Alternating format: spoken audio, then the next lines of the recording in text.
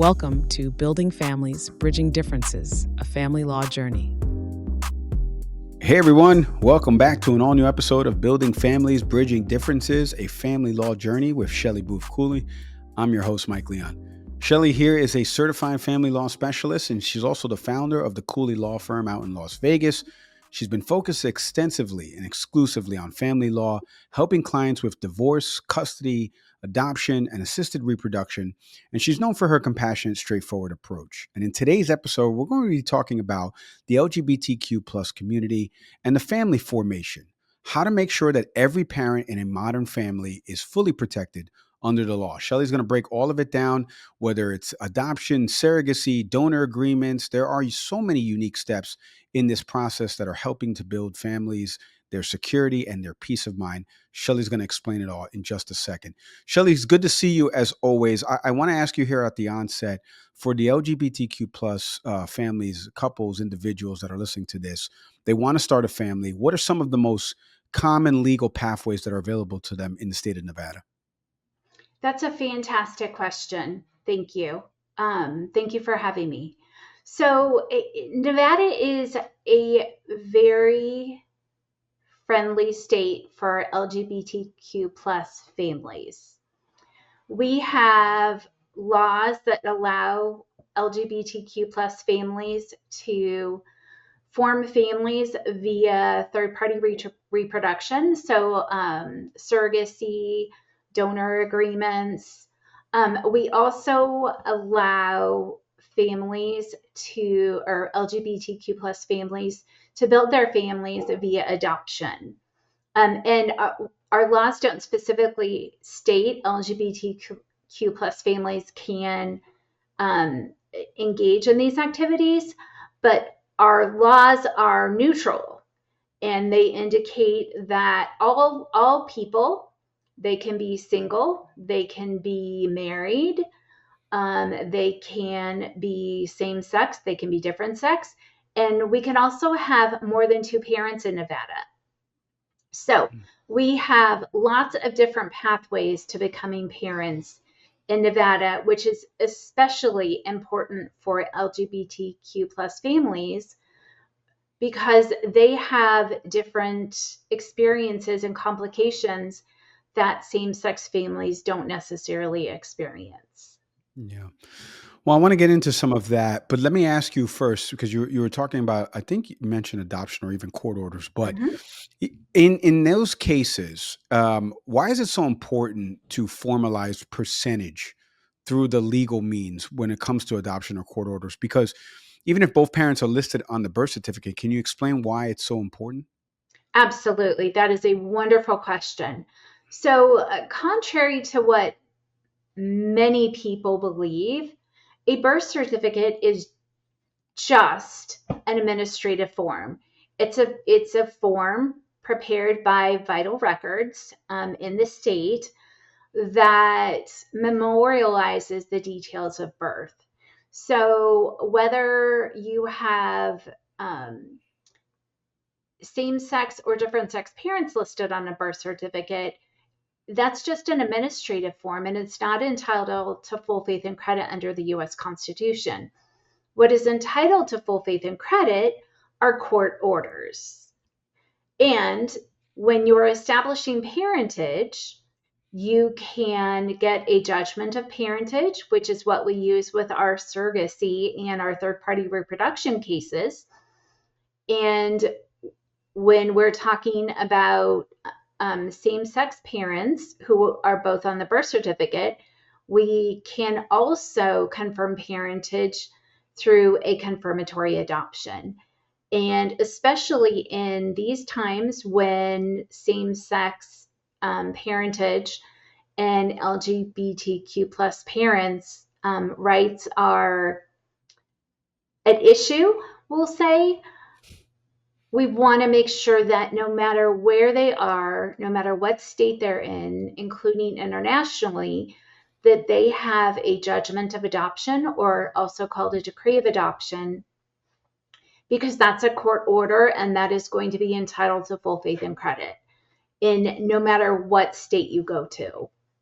So let me ask you, because I'm sure there are some unique challenges that the LGBTQ plus families face around a myriad of issues. I want to get into one specifically, which is assisted reproduction. How can a strong surrogacy or donor agreement help these families prevent future issues down the line?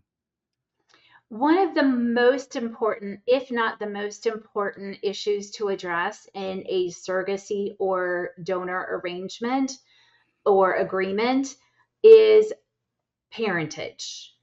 And you need to make sure that the agreement outlines that the intended parents are the parents of the resulting child.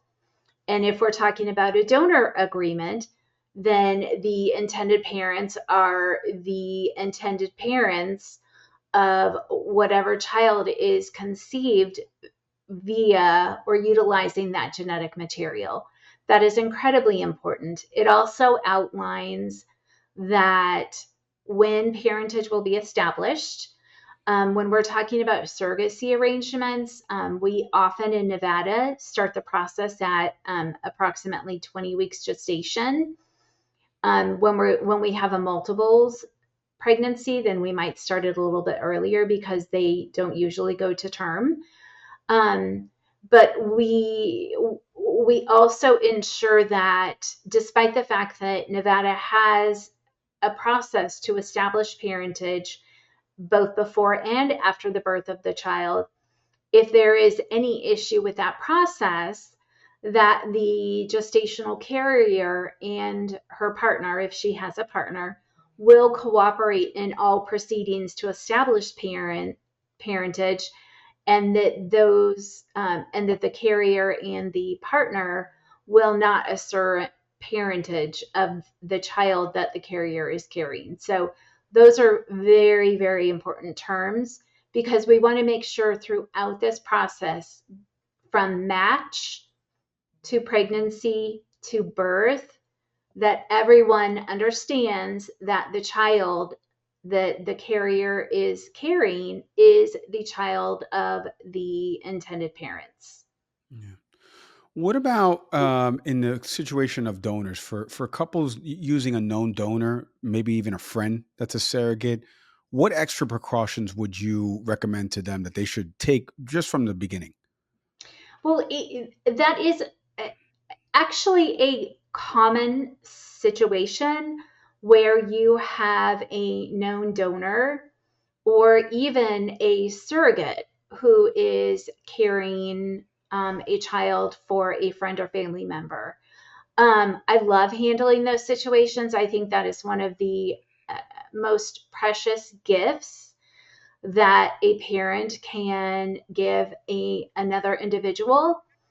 And what we want to make sure with these situations, especially, is that everyone understands that the child or the resulting child is the parents of the intended parents. And we also ensure that there are provisions regarding contact, post birth contact, or, well, it would be post birth contact. And the terms that we often use are that the parties intend to have post birth contact, but if either party chooses not to continue the post birth contact, then all parties will respect it. So, Shelley, let me ask you, because you said at the beginning of this that Nevada's legal landscape, for lack of a better term, is very forgiving when it comes to LGBTQ plus parents' rights. Can you kind of compare it to other states and kind of give the differences as to how Nevada does go above and beyond in terms of protecting LGBTQ plus parents' rights? Well, first, I will say that Nevada is not forgiving of LGBTQ plus families. I would actually say that Nevada is welcoming of LGBTQ plus families. We do not differentiate between heterosexual and LGBTQ plus families. There is no distinction in our law for that. It says that essentially anyone can be a parent if they want to be a parent, and we have ways that that can occur. Now, a difference in some states, you only, when we're talking about assisted reproduction, there has to be a genetic relationship to at least one of the parents. In Nevada, we do not have the requirement. Parentage is based on intent. If you intend to be a parent, you can be a parent. So there does not have to be a genetic link. Other states do not allow same sex couples to participate in assisted reproduction or adoption. Um, it's not a formal policy, but some states, agencies will not place with same-sex couples. We do not have that here. We allow same-sex couples to adopt and to become parents, whether they're married or unmarried. Same with different sex couples. Different sex couples can be married or unmarried.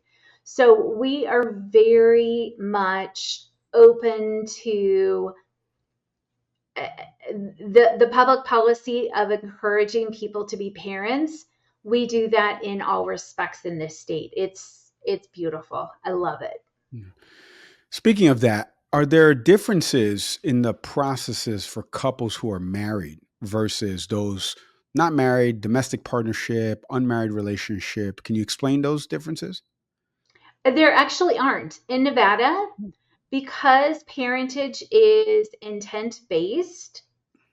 Anyone can be a parent, and the only difference is that when we have our agreements, our carrier agreements or donor agreements, or we've got our petitions for adoption, we just assert that the individuals are married or they're not married, and that's it.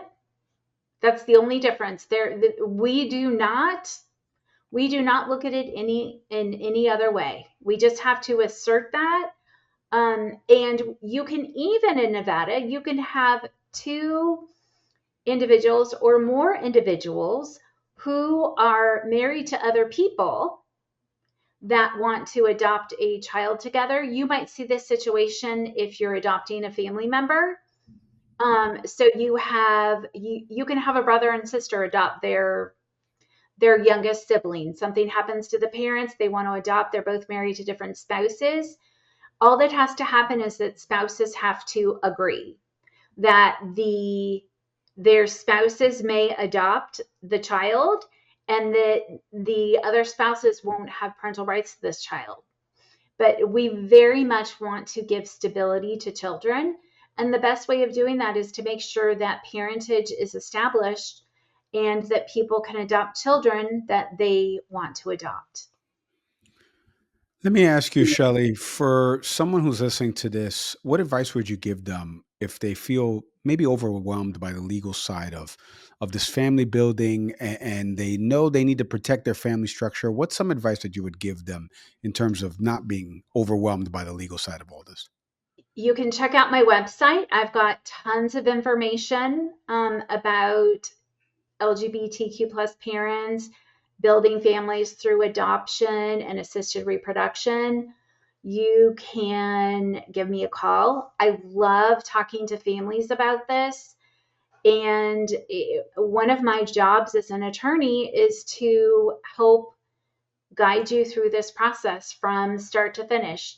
So even if you're unsure of what direction you want to go in this process, I'd love to talk through the process and help people figure out what is going to work best for their family. Shelly, thank you for the time and insights on this. We truly appreciate it as always. Thank you so much for having me. It was a pleasure. And thank you to everybody out there listening to this installment of Building Families, Bridging Differences with Shelly Cooley. If you're planning on growing your family through adoption, through surgery, or even donor arrangements, Shelly and her team can help you secure your parental rights with clarity and confidence. Do me a favor right now, visit CooleyLawLV.com to learn more and reach out to Shelly and the team. Don't forget to like, subscribe, leave a review and comment, or share this episode with someone who needs to hear it. As always, I'm Mike Leon. We'll see everybody next time. Thank you. Thanks for watching. Be sure to hit that like and subscribe button and leave us a review in the comments.